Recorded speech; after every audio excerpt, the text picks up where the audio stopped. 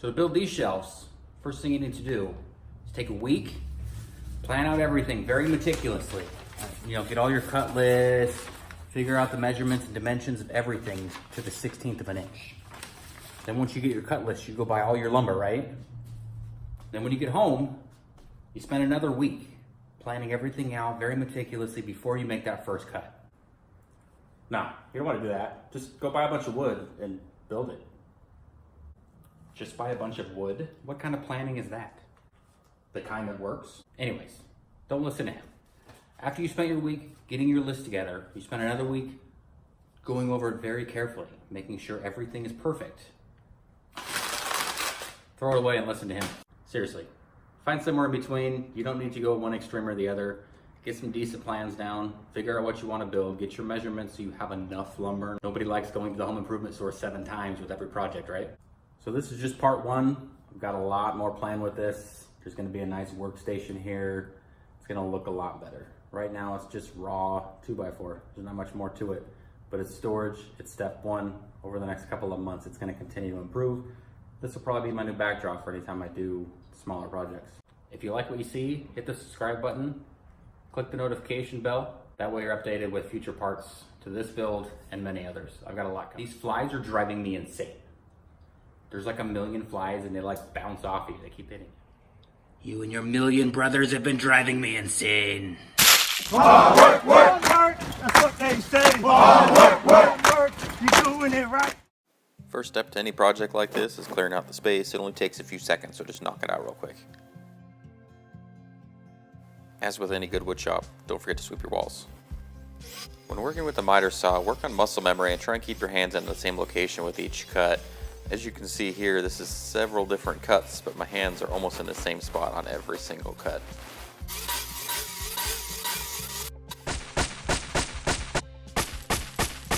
Doing is I'm pulling here, like I'm pushing with my forearm and pulling here, so my arm is acting like a clamp.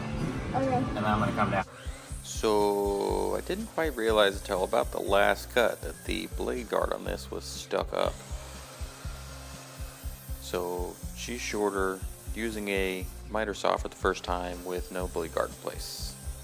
Definitely not a good idea. That was fun. See, girls always make fun of guys playing with power tools until they get to play with power tools and they're like, yeah, it was fun. So what we're doing here is stacking up several of the shelf braces and cutting them all at once. That way they're all exactly the same length. It just makes for easier square later on. So we're using a fairly simple frame design. It's basically just a box of 2x4s. We pre-drilled each hole to prevent splitting and used 3-inch screws to hold it all together.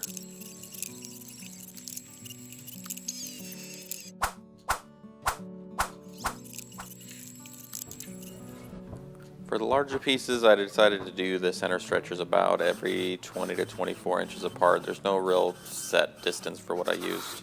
Pull it out. Pull the trigger and pull. You've never had that issue, have you? If you can't tell, this is the first time she's ever used any kind of power tool. Pointy end goes in the wood. Oh. Pointy end goes in the wood. How dumb do you think I am? Man, this whole thing's powerful.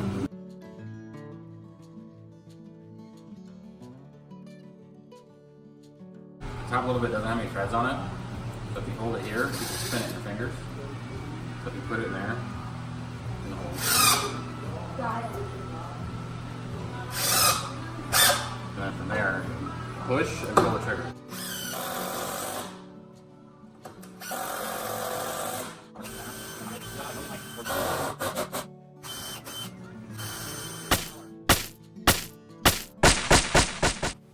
There has got to be a better way to put these shelves up than what we decided to do.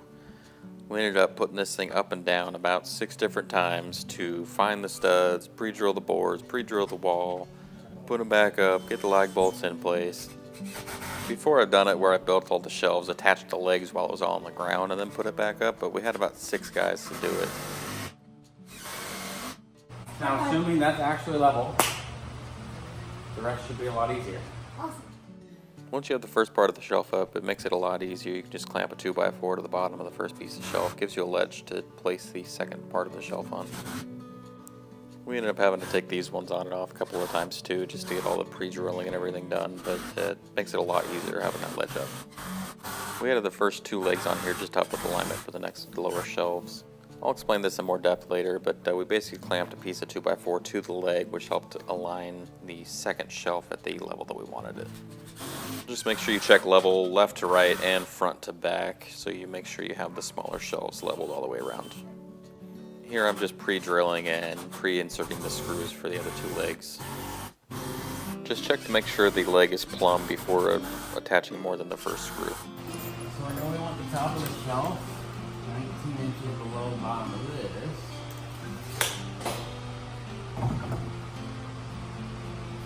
Feet off. Put the top of this one right at the bottom of the line, and then clamp this on.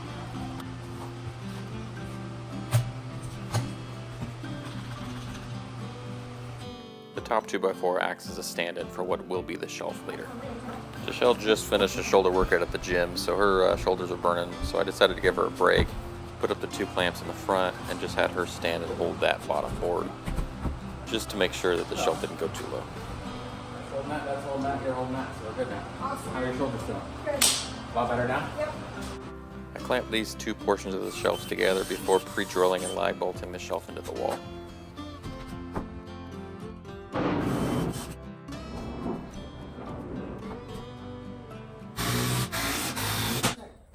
Me start? Yeah, you start. start. You You start. start. This is your YouTube channel. I'm just your assistant You want today. to introduce yourself? I'm Michelle, and I'm Ryan's assistant today. Military? Air Force. Air Force. We don't hold that against her. Building some shelves. She's got to go pick up her daughter. I'm going to keep going. It's always nice to have a second set of hands for that. Thanks. Thanks for teaching me today. I had Yeah. a good time. Keep going. Power tools. Bye, everybody.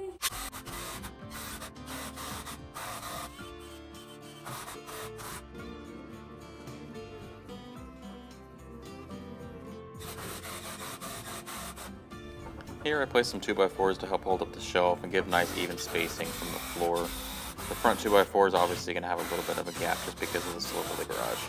I took the measurement from my existing workbench and transferred that line for the top shelf on the right side and the left side. Attached a couple of clamps merely as a stop block for whenever I put the shelf in place. But this way, these shelves end up being about 1 inch lower than what my workbench surface will be, so that way there's not going to be any catches anytime I have to work on something that's wider than my workbench.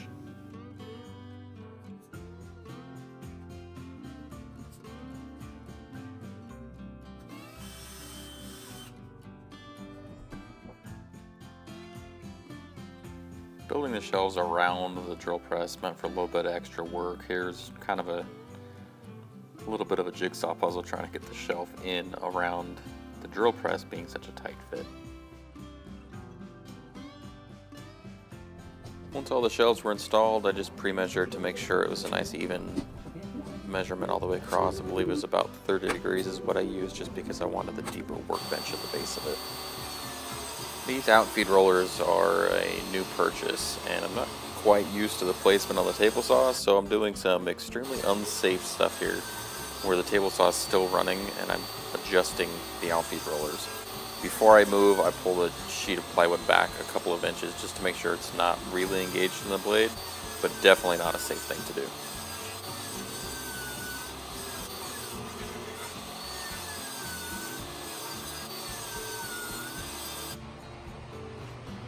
Well, this will be fun.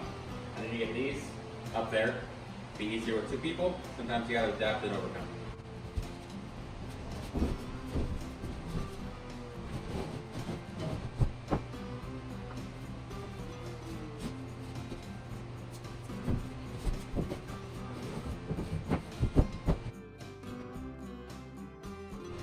Go to it. Round 2.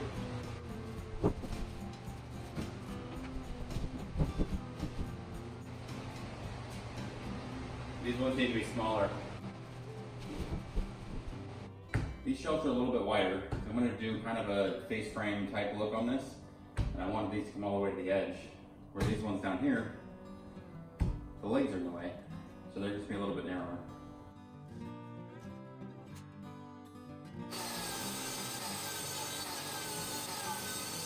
Let's try it again.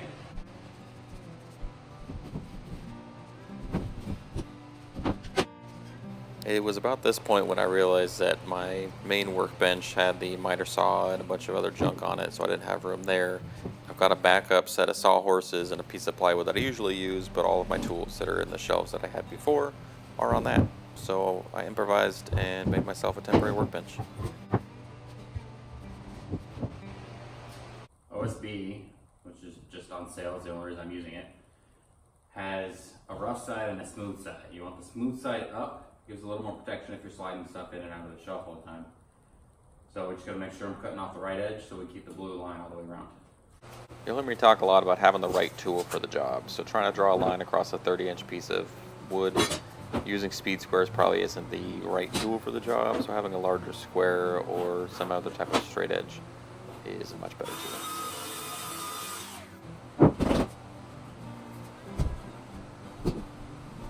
You might be wondering what the two 2x4s in the center of the table are for. As you make cuts, if you put a 2x4 on either side of the cut, it helps balances the wood out so that you don't get any pinching on the blade.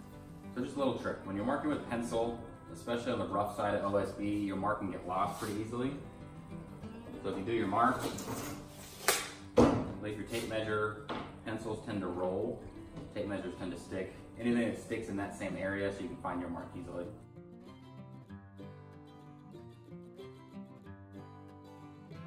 So to create the shelf around the drill press, I took a large piece of cardboard, cut it out the same size as the overall shelf, and used it to block out a template.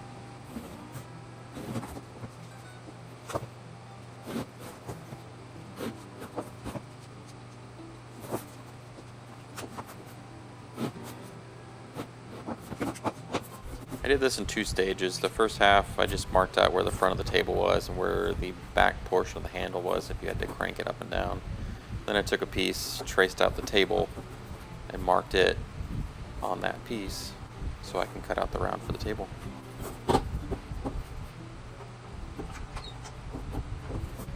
The other half I just traced off the first template minus the part where the handle was. And then use the template, trace it out on some of the OSB, and pre-drilled the holes and used a jigsaw to cut it out.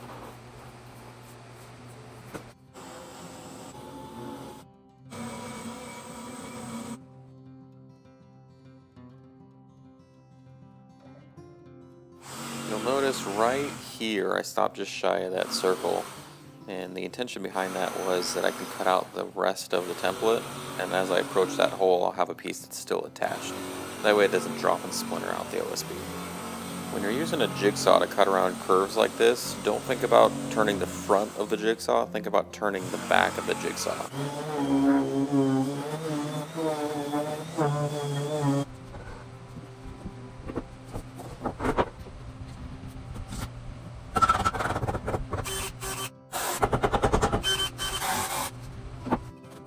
All the shelves were in, I just pre-drilled and screwed them all into the base frame.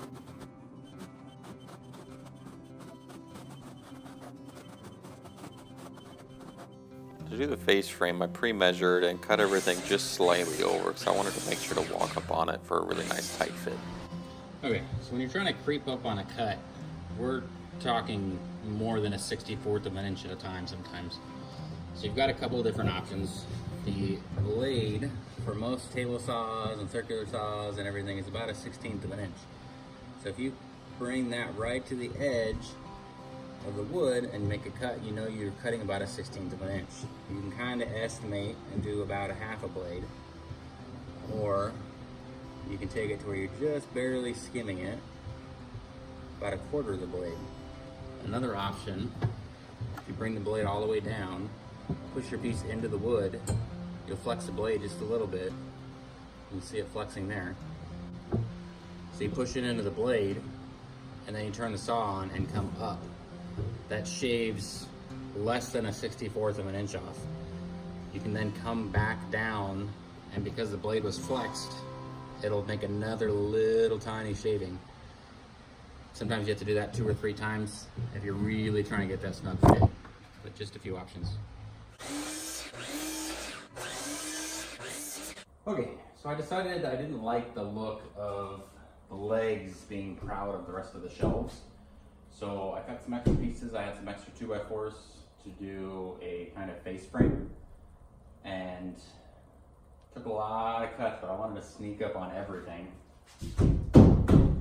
so that I could hold in there without any screws right now. I'll screw it in place, but just to make sure it's a tight fit, nice clean joints. Wanted to make sure I got as tight of a cut as possible. And I just realized I missed a piece. We get the face frame in. Determine which side you like the best. This has got some knotty stuff, so I definitely want to hide that. I don't even want to see it on the bottom, so that's going to be the upside and in the back. All you're going to do is snug it in there. Use one of the rubber mallets, it won't mar up the face. When you get it where you like it, put a screw in. You can go in from the front, but I'm trying to hide all the screws, so everything's coming in from the back to make a cleaner look. Just because we're combating a little bit of a curve, I'm gonna start walking over, and then I'll force it up to counteract the curve as I go down.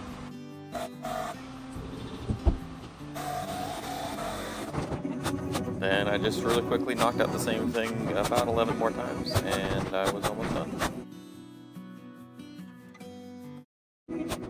So we're using viewing angle to our advantage. All of the framing is 2x4s, and the face frame is another 2x4 stacked on top of it, but we've got 1/2" OSB on top. But because these boards are above our viewing angle, these boards are below our viewing angle, we can adjust where we place that 2x4. So this one I've got lined up to the bottom of the frame 2x4, so that way as you're looking at it, you can't really see that OSB on top. The ones down here that are below our viewing angle, I've lined up to the top of the OSB, so as you're looking down, you won't see the bottom of the 2x4 that you would be able to see if you were to bend down. Just want to give a big shout out to Deshelle. She was helping me earlier. She might be short, but we had an extra ladder, so it was okay. This is our first time using power tools. She did a pretty good job. We got this thing knocked out. I couldn't have done it without her. Watch for her in future projects. She's eager to learn, and she has a lot of ideas what she wants to do. We'll actually be at her house for one of the projects in the future to build her a desk. So this is just part 1. We've got a lot more planned with this. There's gonna be a nice workstation here. It's gonna look a lot better. Right now it's just raw 2x4. There's not much more to it, but it's storage. It's step 1. Over the next couple of months, it's gonna continue to improve. This will probably be my new backdrop for any time I do smaller projects. If you like what you see, hit the subscribe button. Click the notification bell. That way you're updated with future parts to this build and many others. I've got a lot coming.